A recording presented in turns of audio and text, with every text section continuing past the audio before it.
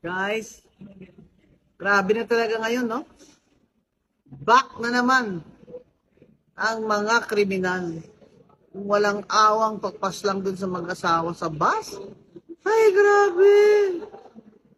Ano na ba? Guns for hire? Basta na lang, kasi hindi na sila natatakot eh. That's the point. Kung yung mga kriminal ay hindi na natatakot sa batas, sa mga pulis, hindi natatakot na mahuhuli sila. Yan ang problema. Kasi umabot na tayo sa ganito. Anong ginagawa ngayon ng kapulisan? Anong ginagawa ng administration? Sabihin na, hindi naman ho lahat, pwede namin bantayan. Hindi nga po. Pero kung may takot po sana sa batas sa mga kriminal na yan, at lahat ng mga loose firearms ay pinag-confiscate ninyo, at lahat ng mga pulis o army dyan na moonlighting as assassin sa hinuli nyo na, hindi sana